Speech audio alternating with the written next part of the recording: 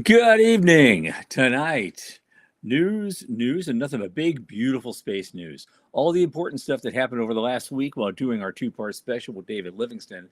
And it is a pretty phenomenal list. We have like 23, 25 items. So sit back and enjoy after the long holiday weekend while you get ready for Tuesday.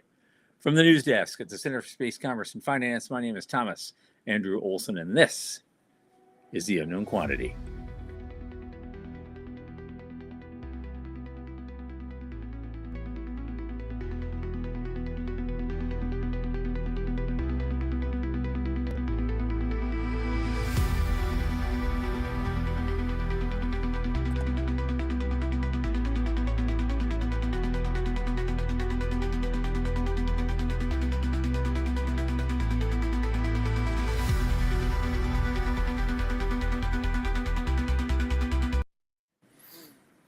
All right. As you know, this program is hosted by the Center for Space Commerce and Finance. What is the Center? We champion and strengthen emerging space startups, space scalable, small and medium businesses, and space adjacent enterprises worldwide through advisory access and advocacy across the funding spectrum. Our programs fortify business plans and investor readiness for founding teams at varying levels of development. Now, a lot of our work, especially this podcast, is supported by listeners and fans like you. So if you go to the QR code at the upper left of the screen, it'll take you to our donation portal. Keep helping us out. A little in the tip jar each month makes a big difference. Thanks in advance. Joining me now is one of my podcast producers, entrepreneur, one of my oldest space friends, Michael Lane from Liftport. Come on in, man.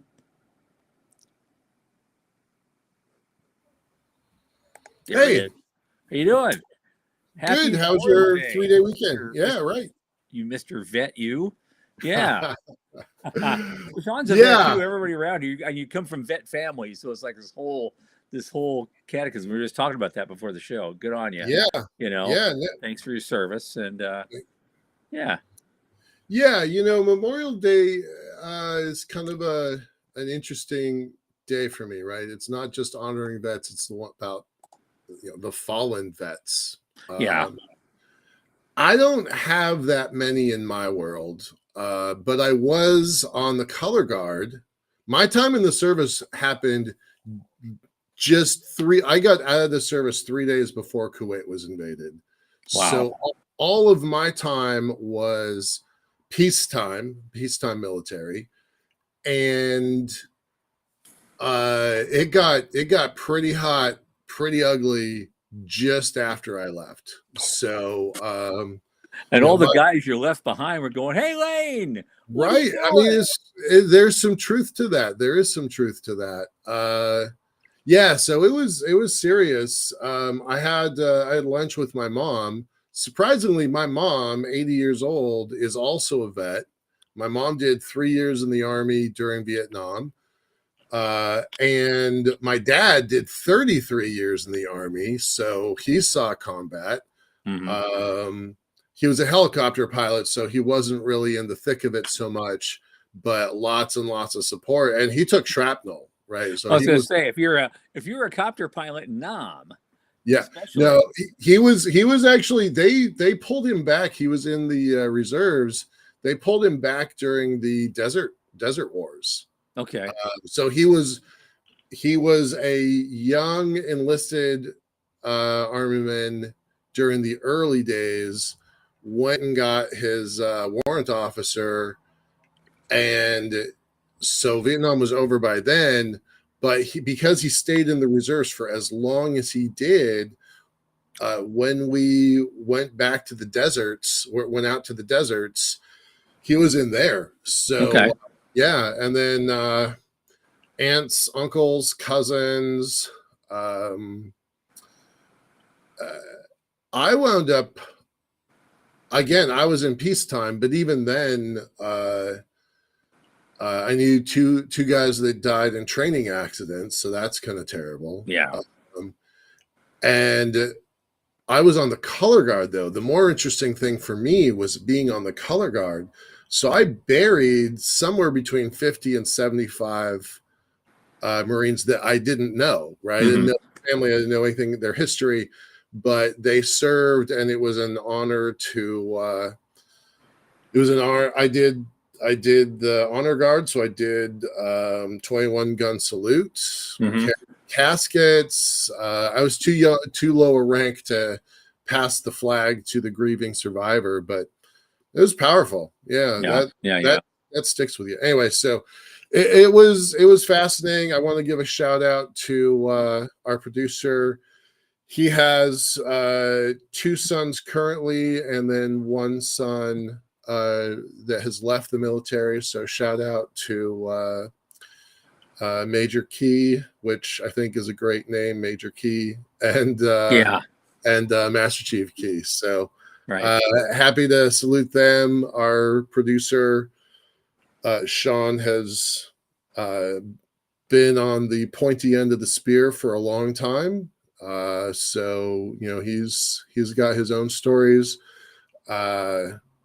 So glad that he got out safe and everything, but not everybody did. So yeah, Memorial Day is a big day for some of us. Yeah, I missed it by that much. Yeah, I good. missed Nam by that much. My 19th birthday was 1 month after the initial peace accord was signed. Wow. 1 month. Wow. And 19 is when they took you. Yeah, right, You right. know, Yeah. to The draft average when age. you're 18 and 19 when they start grabbing you. And Yeah. so That's bonkers. All right. I Let's lost get some to the people too. news. I lost some people too. I had some people, Mhm. not in my graduating class, but a couple years older than me. Mhm. I know one of them in particular. He went in. I remember when he went in, and his name's on the wall. Mhm. I looked for it. So That that was that wall in DC is a Yeah, powerful it tribute. is. It's amazing. Okay, we have news items, dude. We have all the stuff that So we much missed. It was huge. It was like double what we normally get in an average week. So I've got right. like Yeah. 23, 25 items or something. I don't know Yeah. if we're gonna get through it all, but I I, just I wanted got, to. and I have a couple others that didn't make the news, right? Didn't make your list. So yeah, Right, we've so got that would make it 25. right. Yeah. No, it's nuts. All right. Where do we want to start today? Okay, we're starting at. I saw a little something. Like I said, as I said, we're going to start at the bottom and work up. Um, some European folks are trying to deploy. They say they're deploying a practical solution to space debris. Now we've already talked to people on this show trying to do something about space debris, but apparently they don't have a practical solution. So, Yeah. but Let's bring that up it here. was Give me a I think it's second. Eutelsat that's coming up with something. It's signed on as a constellation operator, but they're somebody wrote a open access paper which provides transparency about the inception of SSR, whatever that is. Oh God, where is this? Space sustainability rating. Yeah, that's it. That's the That's what we're talking sustainability about. rating. Yep. And Yep. it's to encourage. So it's just for the future. It's not for fixing the problem right now. Right. Apparently. Right. So it's a non-governmental approach. Yeah, right. To encourage space mission operators to take responsible actions to reduce space debris and collision risk. Well, this is okay. It's not as new as we thought it was. So No. it's so typically Europe, though. Yeah. Right. You know It what? is. It's so typically Europe. Well, we'll have a commission and we'll put out a paper and we'll suggest this new thing for sustainability, and hope they'll run it up the flagpole where it solves a problem in the future. Well, we did our job, you know. Right. There is some stuff in here that's kind of interesting, though. So first of all, that's a bigger number than I've seen. 35,000 tracked human-generated objects. Yeah.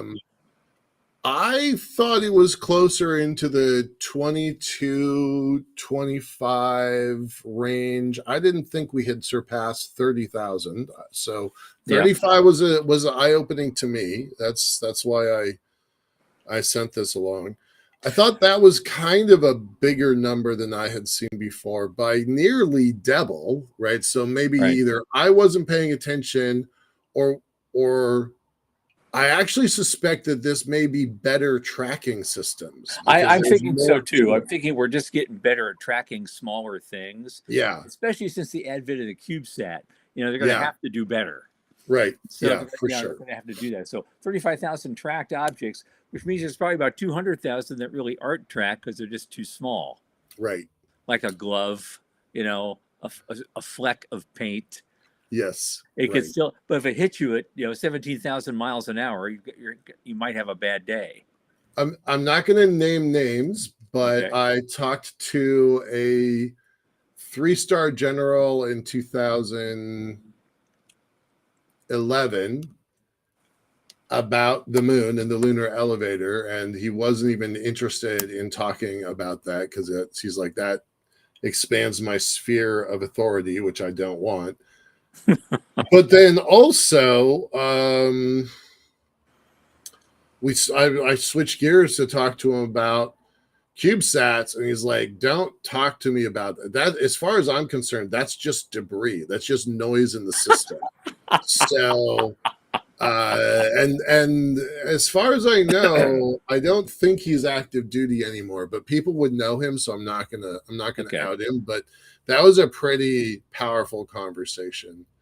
Well, there's about 8,000 more pieces of debris up there by his definition than there Yeah. were when you had that conversation. Yeah, exactly I don't right. know what he's going to think about that in the future. Right. That's probably it. Well, he's probably coasting into his permanent retirement and not his problem anymore. I do want to talk about some of the folks that put this paper together, though, because that actually is kind of interesting. Uh-huh. We regularly reference Bryce Tech on our shows because they have a lot of really great data. Dr. Jha is kind of a remarkable person. Yeah. He's a MacArthur grant scholar, Mm-hmm. so good on him. And I can't pronounce her last name because there's too many syllables for me. But well, there's NASA in there. There's a right. It is. Yeah, she is. Bapathy. Right. Yeah. She's listed as one of the top 30 under 30 space engineers. So I don't know how you get named one of the 30 under 30 space engineers, but it's still a pretty remarkable list, this list. So I was like, all right, credit where it's due, 35,000 objects. That is a lot more than I thought there was. So and we're just getting started. Just getting started. Yeah, I don't think that's great. So right. All right, let's see if we can move along. Okay. This is a quick one. We don't even need the thing because we've been alluding a little bit in the last week or so to a homegrown Australian rocket. I don't think it's launched yet. They've been scrubbing it over and over again. Right. Gilmore Space Technologies. They're not. It's only a 23-meter three-stage Ares rocket, was designed to send small sats, I guess, into LEO. But they had a problem with their nose cone this time. They had to replace the whole thing. But it would be the first Australian-made rocket to be sent into orbit from Australian soil. Yeah. And so maybe by the time I get there at the end of September, they'll have actually done it. And we'll have something to celebrate down there. That's about really all that is. I do think it's kind of funny that their payload is a jar of Vegemite. Yes. I mean, that is brilliant marketing. That is super clever marketing. Well, they couldn't afford to launch a Tesla. Right. Who can, right?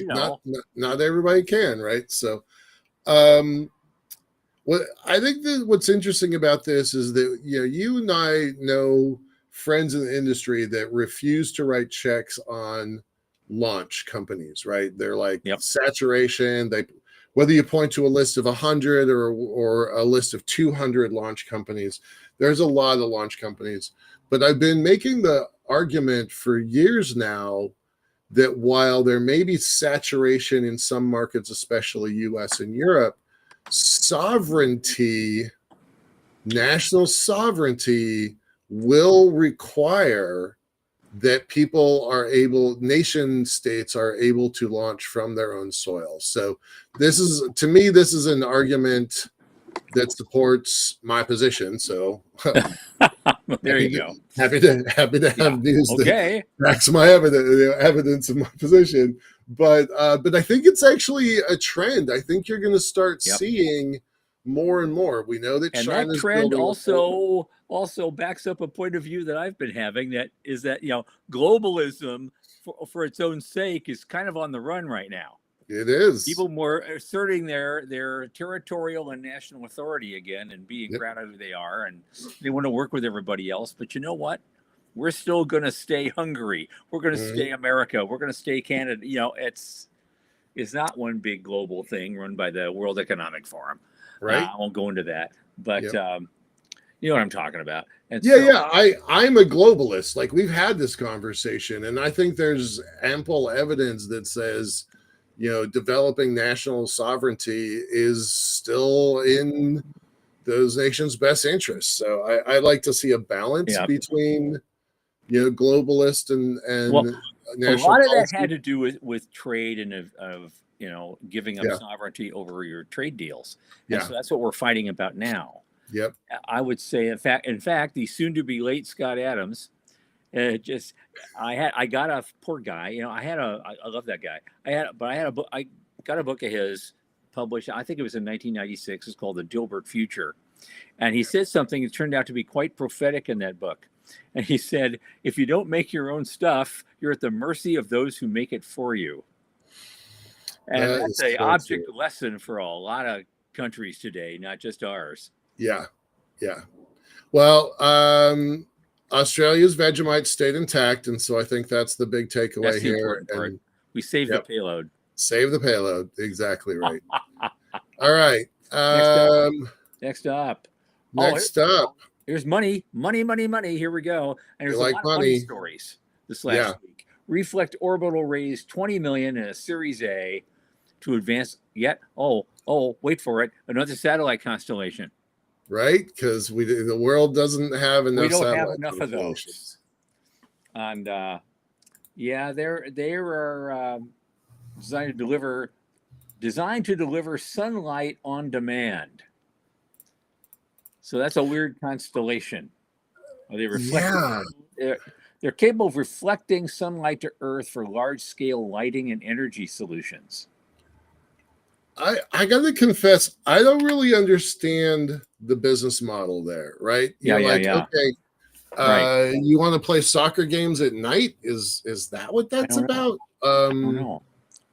I don't think that's enough to redirect sunlight to solar panels. Right. It makes no sense So to me. yeah, I confess I really, really don't get it. And how did they get $20 million for yet another giganto constellation? So I threw that in there because I think it's just an interesting anomaly, but I confess I don't really understand it. Right. But they say they've received 260,000 inquiries for their satellite reflected sunlight service from 157 countries. Yeah, that Okay. Are you writing checks? 260,000 inquiries. All right, so let's look at this, right? You've got Lux Capital, Starship Ventures, and Sequoia Capital. Mhm. Lux and Sequoia are no joke. Like those folks have billions under management, and they do back big hardware plays. So I would like to understand what the business model is, and everybody counts traction in this market differently, and so I don't really understand where. How do you even do a survey to get 260,000 inquiries? What is the mechanism in which you just send out something that broadcasts to the world? Who wants sunlight at night? Mhm. Right. And then the backers, Sequoia and Lux, are like, yeah, that's a good enough demand signal that we're going to write a $20 million check. No, you really need to send those things. Send them to Mars. Sure, Send them right. to Mars. Send about 1,000 of them to Mars. Have them Mhm. all gather in one place and reflect a bunch of light in the Martian surface, and start warming it up a little bit. Warming that place up a little. You know, Yep. 'Cause Yep. that was actually 30 some odd years ago. That was actually in Stan Robinson's novels. Yep. What Yep. part of the terraforming effort was this huge thing? It wasn't a balloon satellite, but something called a Soletta that they had built in an areosynchronous orbit that was reflecting more of the sun's rays directly and in a concentrated way into a big, huge piece on the ground. Man, you read that book in more detail than I did. That series I remember vividly, That was from but Green I don't Mars. remember that detail. Yeah, Yeah. that was from Okay. Green Mars. All right. What else we got? Okay. Next up. This is one of Sean Key, our producer's hot buttons. Okay. Uh, he's all about mission returns. Yep. In fact, he wrote an essay today or yesterday, maybe it was yesterday, on how this is a demand signal to the industry. We've been talking for months about being able to return easily, cheaply, consistently, as being a necessary element of the space economy. Sean wrote an interesting article. I think it was just yesterday about this being a missing part of the industry. Well, it's something we started to profile a lot on this show. Yeah. And we're going to continue to do so because it seems like this particular niche that we're looking at is, as I say, vaguely important. Vaguely important. Everybody focuses on launch. They just keep focusing on launch and launch and launch and launch. Someone was having an argument today on LinkedIn, of all places, about SpaceX versus Blue Origin, and this one guy was making the argument that if Musk doesn't pick up the pace with Starship, it becomes kind of a doomed project that Blue Origin could pass them right by. Wow! And they may have a lander on the moon before SpaceX does. I actually suspect that is likely. Yeah. Yeah. I'm definitely a champion of Blue. You'd imagine the wild commentary that ensued. The fanboys versus Yes, there's nothing but extremists on the internet anymore. They say certain people are extremists. No, all of you are extremists. Right. They're all a bunch of crazy C words. And it's like, come on, guys. Everybody has a position and they're going to defend it unto death. Right. That's what's going on now. What I like about this is it's their third mission, and do I remember this correctly? They're landing in Australia. Yeah. Yeah. Okay. Actually, because they were denied landing in Utah. I remember that FAA said no, you're not landing in Utah.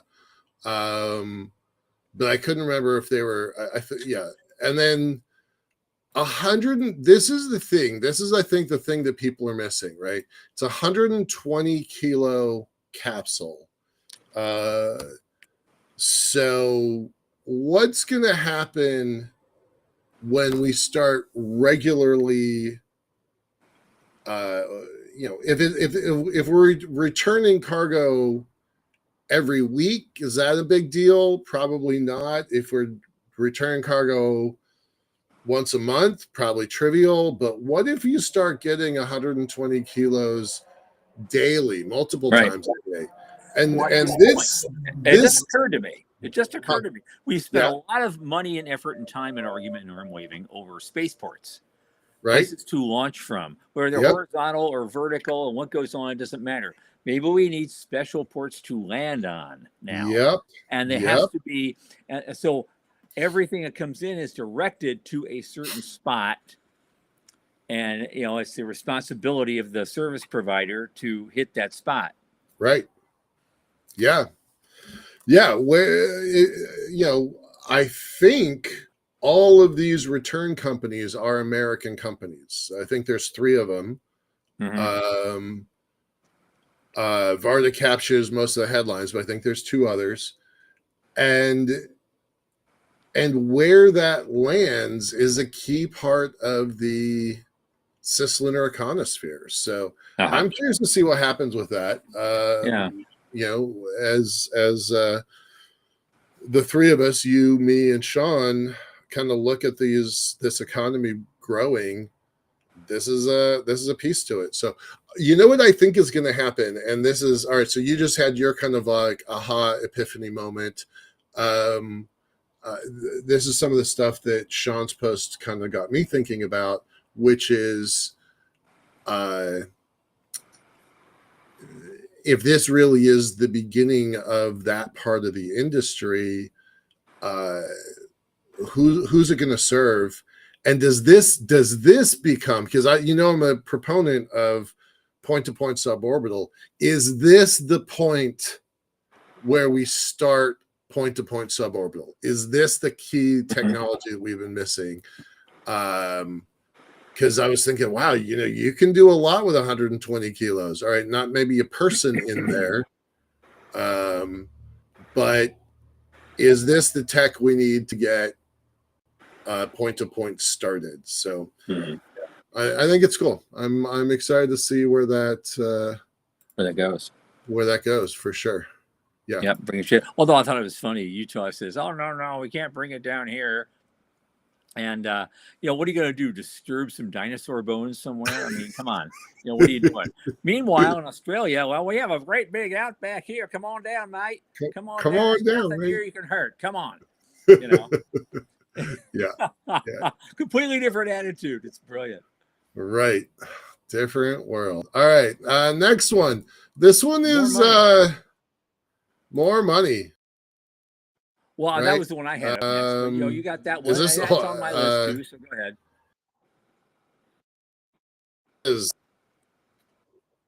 I got them in. This is still more right. money, just different flavor of it. Yep.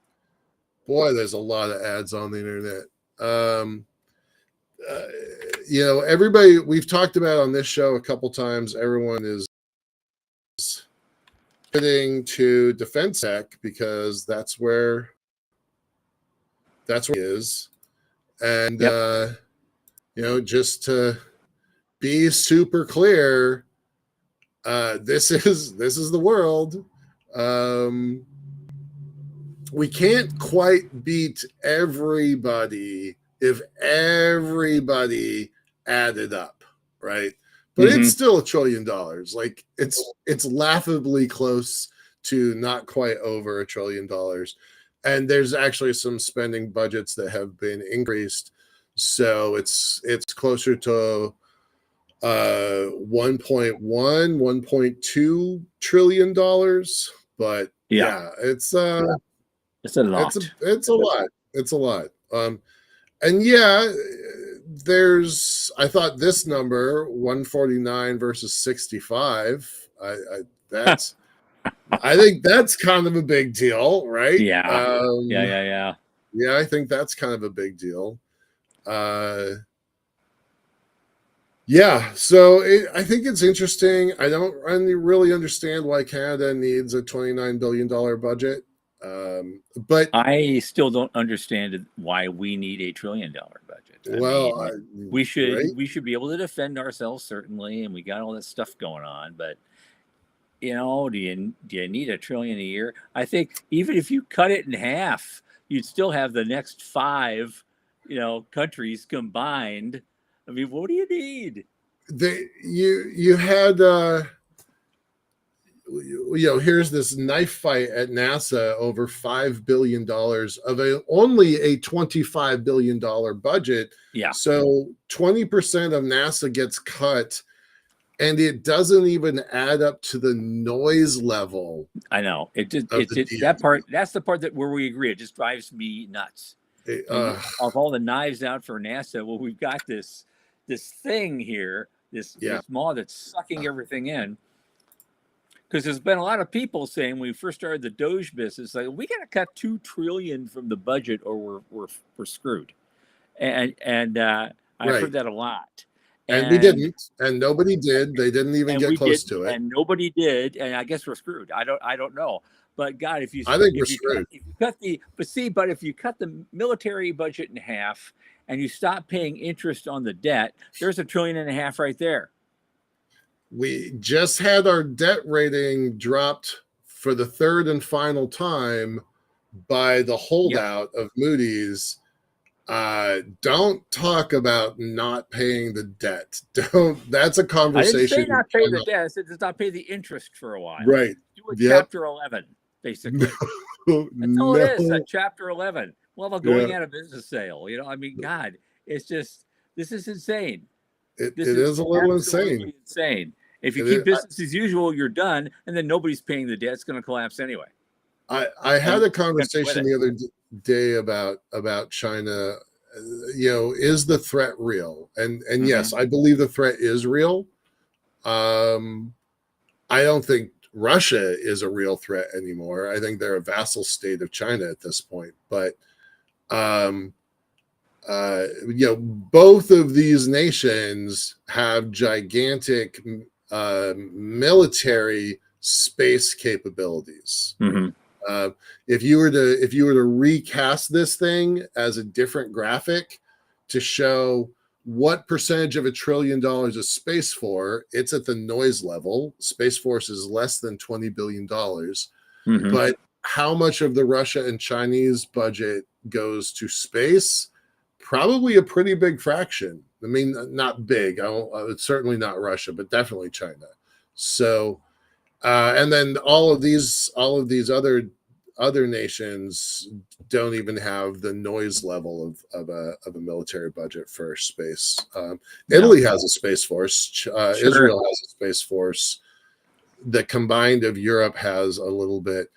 Interestingly enough, Australia is creating a space force. India should, but doesn't yet. Saudi Arabia, no. So I just, you want to talk about where there's extra budget material. I think that's one place. But I'm a big fan of DARPA and Defense Innovation Unit because they are funding a lot of space stuff in the world. So right now, yeah. All right, no, I've got your article up. I had them in the wrong order. Space Forge. Yeah, there's a lot of money articles the last week. Yeah. I was focusing on that because that actually means something.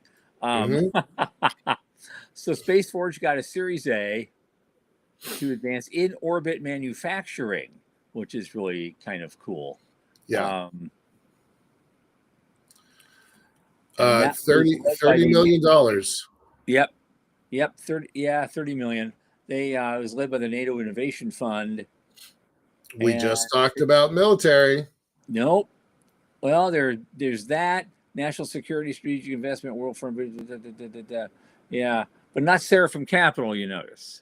No, or Lux. They do a lot of space stuff. Right. Yeah. I think this is really kind of cool. I'm not really sure what they're going to do. Well, they're developing something, a next generation returnable manufacturing satellite, and so they're building and testing capabilities right now on a small scale. It's something they can launch and bring back. And so I guess this will get bigger if they succeed. It's supposed to launch this year. Yeah, I'm curious to see where they go with this. I guess we say that on practically every on practically every news article that we see. I like this, right? A lot of people are putting money into this thing. So it's a lot, which means it's only $30 million. So there's not much individual risk. Right. A lot of these things had 1 comma in them. So this one, Type 1, I'm just going to call them out for a second, and Space VC. Okay. Space VC is relatively new. It got created during the pandemic. I know some of the folks who launched that thing. They don't have a lot of money under management, assets under management, but they are dedicated space people. But the Type 1 folks, that one's worth looking up. Those folks want to build a Type 1 civilization. And what does that mean? It goes to the scale. And it's all about energy. It's all about harnessing the energy. It's a phenomenal thing. So I would be personally very excited to get Type 1 backing my project, because that, they call them lighthouse investors, where there's not a lot of money, but there's specialty skills that, and a very knowledgeable investor base. So they think that there's money in space manufacturing, and I definitely agree with that. So, absolutely. Yeah, absolutely. It's kind of neat. Yeah, I'm going to do a shout out to our listeners and watchers today. The chat is super quiet, y'all. So if there's anything y'all want to talk about, let us know here. We're halfway through the show here. Well, we already did the one thing we discussed already about the multiple returns. I've got something here. It's kind of an opinion op-ed piece. I'm not sure who this guy is, but it's very short. But they're saying this guy wrote a paper that basically saying that terraforming Mars might not be a realistic goal for humanity, and we shouldn't waste our time. And I thought I'd get more screaming from that, from all the Marsies. I haven't really seen much. Maybe they're just not paying attention. Right. Yeah, I don't know the folks involved with this. I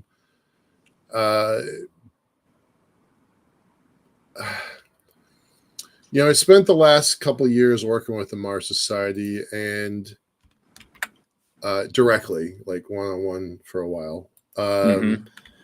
And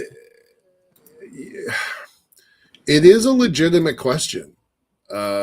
Is going to Mars worth the effort? Do we get enough out of it to justify it? Well, you know what? We have this little organ that's attached to our between our large and small intestines. It's called the appendix. And everybody thought the appendix was just this useless thing, an evolutionary holdover. We didn't need it anymore. Turns out, the appendix has a bunch of special, basically intestinal bacteria inside there. And so if something happens to you physically or chemically, or you have some severe infection and all your intestinal flora get blown away by something, the appendix has the ability to reboot your intestinal tract. Interesting. So you digest food again. Well, that's probably useful. Yeah, I would think it's vaguely useful to have that capability. And, the people had their appendix removed as children. They have to kind of watch out. But, people live without those things. But still, it was interesting to find out, because when I was growing up, they said, "Oh, that appendix is useless. Just take it out," But and now we know, actually, it may have a serious function after all, and we should pay more attention to these things. One thing about this article that surprised me is I thought this was Dr. Zubrin's lab. Is his company Pioneer Astronautics or Pioneer something? Pioneer Astronautics, yeah. All right, so this is not Dr. Zubrin's lab. Okay, all right, because that was confusing to me when I read this. Because I think that people at the Mars Society would disagree about this piece. Now, last year when I was at the Mars Society conference, I had a one-on-one conversation with a guy named Dr. Kite, K-I-T-E. Okay. And for the very first time ever, I heard a feasible, rational plan to terraform Mars. That you can, with a relatively small amount of money, you could put some carbon nanotubes, which is how he got my attention, carbon nanotubes into the atmosphere, and test that the carbon nanotubes absorbed enough extra heat to warm that part of the planet a tiny, tiny but measurable amount. And then if you could do that, you could then scale that up. And that was the very first time I'd ever heard a plan that was financially and technologically feasible. Mm-hmm. That really surprised me. So then I was on this trolley problem of, if you can terraform Mars, should you? Uh-huh. And then at the same conference, they're like, there might be life on Mars. We've got some data that we think we may have misinterpreted. So then the trolley problem has a different situation of, if you can terraform Mars, would you? If it's a desert, if it's nothing, I won't say desert because there's life in the desert. If it's lifeless, do you terraform it? If there is life, yes. if you right, okay, but I mean, yes. I think that it is time to start actually asking these questions. Yeah. Right. I think we are close enough to. Hey, Joe. I was just going to mention this. Great. Hey, Joe's here. He has an interesting question. He wants to put in there, but I just want to mention before we go to Joe that that was the reason I was talking about the human appendix. Mars could be our appendix. It could be the it could be the backup plan for the backup module for restoring Earth after a major climate disaster or a disaster of our own making, or something else happened we just didn't see coming, like that gigantic caldera in Wyoming blowing up and destroying everything. That's still on the table. Right. So, yep. Sean wants to reboot his salad shooter. Okay, so that's a different problem. But anyway, Joe's here, and welcome, Joe. Thanks for coming. He says, why is it that people with no skin in the game keep telling the folks doing it that it can't be done? That's been my complaint for decades. Right? Absolutely. Yeah. No skin in the game. Right. It's an academic exercise for some folks. By the way, shout out special to Joe. Y'all had some really good news. We're going to get you on our show to talk about your news. We're not going to out you guys on our program with just a random message that came across our screens from our news feed. We're going to bring you onto the show to talk about your news. So congrats to y'all. Absolutely. All right. Let me get the next thing here. This is also vaguely important. Do you think? China's satellite navigation industry reached 79.9 billion value in last year. Okay. Seriously, real serious question. Who saw this coming? Because honestly, I did not. Probably Greg Autry. Probably I would Greg bet Autry. he saw it coming. And Peter Navarro, I'll bet they saw it coming. Yeah. I genuinely did not. I think I'm, pat myself on the shoulder a little bit. I tend to think I know what the hell is going on in this industry. But I did not see this coming at all. I don't know I don't know how to feel about it, but a lot of chips and a lot of phones equipped with them. Mm-hmm. There's a lot of hardware that is deployed. What I have wanted for a long time, right? So there's the Chinese system, Baidu.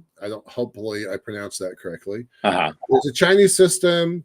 Russia has one that's called Glasnost, which I think is always ironic that it's called Glasnost. Openness. Openness, right? The American GPS system is the OG of SatNav. And then Europe has got Galileo. It's not fully deployed, but it's solid. I want a phone that integrates all four of those chips, that if you have all four of those chips, you're going to get centimeter level resolution. this doesn't seem like a breakthrough, but why is that tech not available? And for the American system, I know it's pretty well. It's roughly 25, 30 satellites at MEO. It's a great big clock in the sky. The tech is well understood. But if you were to able to incorporate each of those 4 signals from those 4 networks, I think you wind up with centimeter level resolution, or at the very least, on Google Maps, you could say, "Oh, you're in the wrong lane. You should be in the left lane or the right lane because you're going to be exiting soon." Like, you should be able to know that. And so if you have all of these functioning systems, but I did not know that the Chinese BeiDou system was this far along. I did not know that at all. And this is what they were trying to warn us, in that book. It's like these people just keep moving the needle forward on everything, and we're not paying attention. Right? If 80 billion value doesn't get your attention, what is going to? Right. Point. We just showed the screen a moment ago about China's capabilities and budget for military. This, they don't have the same system we do, and their military is tied to their government. Well, I guess that's their industry is tied to their government tighter, and I just feel like it's one of those things. Is like, I'm not surprised on this show, and I'm not surprised by news very often, but this one definitely did. So well, you're talking about that. I was trying to come up with an answer for you're talking about a potential, centimeter resolution and stuff. It's like one of those superpowers you can have that can be either used for good or evil. Yep. And that choice is made up to the people who control it. Right. And so, and that may be part of the problem why you don't see this being rapidly deployed right now. Right. Yeah. We're probably not going to get to it today, but there was some news that came out that said America has decided that we're going to figure out lunar time, standard lunar time. Yeah. And pay attention. Yeah. I mean, that's a gigantic policy move. Sorry, but it's a little ballsy. Yeah. And whomever kind of controls time on the moon certainly has some advantage there, social and political advantage. Did we somehow? I don't know what our GPS numbers look like. It is probably way bigger than $80 billion. And we don't have any transparency into where do these numbers come from and what does it mean. But I do wonder if you could do an apples to apples comparison between the 4 systems I just described and how much money is derived. Because I would argue our global civilization depends on those little big clocks in the sky. And I think I think it's kind of cool that China's got that system. Yeah. Well, interestingly, I mean, maybe it's our last gasp as a civilization to try to do time on the moon, because the last people that did something about time was the British Empire, and that's why we have GMT. Yep. Greenwich Mean Time. That came from, interestingly, as a side story, that came from a meeting that a bunch of countries had right after the war when they realized that commercial aviation was going to grow and get huge. And so there's only a handful of countries involved at that point. And so they went around a table and basically, asked each other, well, what do you want? What's your contribution? The Brits say, well, we want Greenwich Mean Time. We want that to be the standard center. There's a special area in France where they measure, there's a certain measurement with relation to sea level that the French really like to use. They say, we want to use that as our standard for what sea level is. Okay. And so when when you're at 20,000 feet off the deck, that's what the deck is defined Okay. as. Okay. All right. All right. And they went around the table and they did everything else, and everybody wanted a little something, right? And then Okay. finally get back to the United States. Well, what do you guys want? This is great. Guy says, we want everything to be in English. And that's why you have a pilot from Madagascar Right. talking to a ground control station in Hong Kong, Right. and you're all speaking in English. You're all speaking English. And that's what they've been doing for 85 years or something. That was a good move. I never heard that story before. Yeah. That's clever. All right. So again, we have another nationalist space system. Yeah. I'm a pretty big fan of ISRO. That's India's NASA.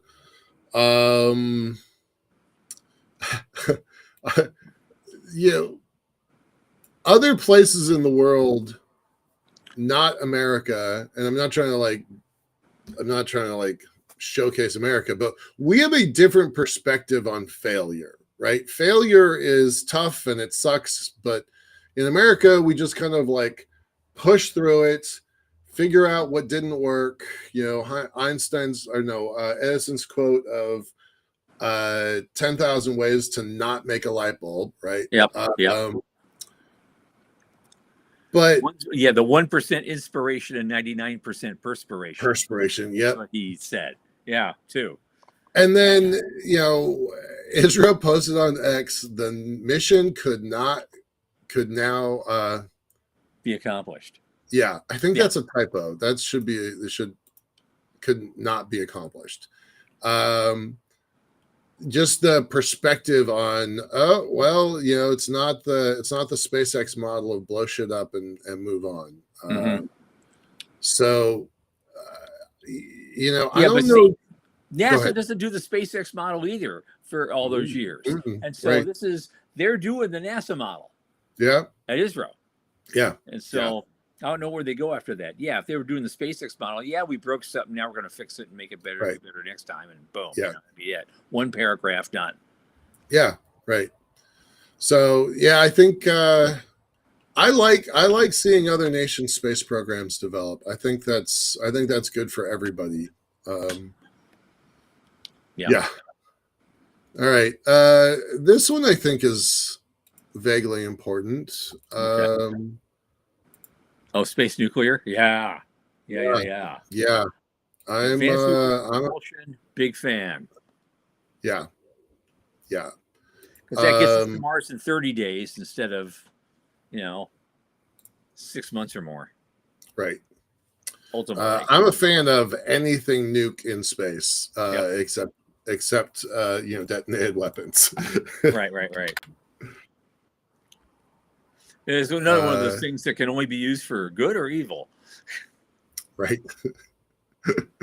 I like that their title is Space Nukes, by the way. Like, let's just call it what it is. Yeah, let's just be out there on that. That's great. Right. Yeah. Shout out to the folks at University of Michigan. They have by far the largest solar electric propulsion engines in the solar system. So that is definitely the folks that I would want being involved with this program. I don't know the Space Nukes company. I think that's somebody we should probably investigate a little bit. Well, they also did something called a Krusty test. Yeah, that one came out of, I believe it was DARPA a couple years ago. I don't know if I've got my fact 100% on that, so don't quote me on that. But is that based on Krusty the Clown from The Simpsons? That's part of it. But this kilopower reactor. Speaking of the Mars Society, there was a chance they were going to get access to a kilopower reactor. So, this Krusty thing has been around for a little while. I don't know that much about it, honestly. So, but I do like, as they say, as they say at some Space Force meetings and Defense Innovation Units, power in space equals power in space. And I'm going to just keep using that quote because I think that one's pretty important. Yep. All right, we are running low on time. I want to kind of crush through. Oh, we only have 5 minutes. I know, and you had something you wanted to say, and no, I've already said the you've stuff already about said it. Okay, then we have 5 minutes, so we can at least do a couple more. I gotta tell everybody who's going to be on Thursday. Other than that, yep. Another high speed reentry.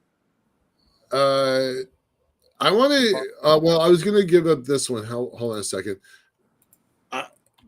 I'm going to talk about this one for just a moment. It wasn't on your list. This one made me giggle a little, and I don't giggle about space news all that often, but I thought it was really interesting that sponsorship rears its ugly head, and I'm being that sarcastic because I'm actually supportive. It rears its ugly head about every 2 to 5 years. My first conversation with Elon Musk was at a Mars Society conference. We're sitting around. Tom, I think you were there. Probably. We're sitting around, and there was talk about lotteries to get to space because some of those point-to-point suborbital companies were thinking about using lotteries to finance their space missions. About 10 years ago, maybe more, maybe 15 years ago, there was an outfit based on the Isle of Man that actually brought me in. They wanted me to help them raise money for their space flight lottery because they were absolutely certain that all these private suborbital space planes would be, on the road and going any minute now. Yep. And so it rears its head, this, lotteries and sponsorship every couple of years. I got to give these folks some credit. Like, these people actually feel like they have some academic credentials, industry credentials, and I was pretty impressed. This is the first time I've come away with, oh, this might be real. There might be something here in a way that there hasn't been before.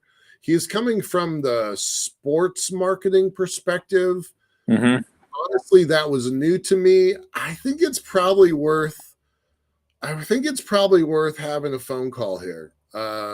Okay. So, Sean, I was going to shout out to you to see if you can hunt these folks down and see if we can get them on the show. I know that Morty and his Space Games group, Space Elevator Games group, is trying to find some sponsorship. So this was on the back of my head from our conversation earlier a couple weeks ago. But I was wondering, how does the space industry tap into this? And for the first time after hearing this conversation a lot of times, for the first time, I'm like, this might be a path. It might be a new source of revenue for the industry. So I was really surprised by that. Okay. Yeah. All right. Let's do that. On that, we got about a minute to go. Mm-hmm. So why don't we leave it at that? That's a great way to end it. Okay. We got a whole bunch more stuff, and maybe we'll share more of it on Thursday. And I want to talk about Thursday just for a second while we go away. Thursday, the 29th, our guest is going to be none other than Sam Coniglio, guy I know very well from the Space Frontier Foundation for many years. And we're going to be discussing designing for enjoyment and sustainability in off-world living. He literally wrote a book about this. He actually invented a cocktail glass that would hold the liquid in microgravity. It was the coolest damn thing. The guy's a maker, so he does all this maker stuff, and he likes steampunk. And it's like he's just a really interesting character, and I just can't wait to have him on the show. It'll be great to have him. And on that note, from the news desk at the Center for Space Commerce and Finance, this is Thomas Andrew Olson with Michael Lane. Keep watching the skies. The truth is out there.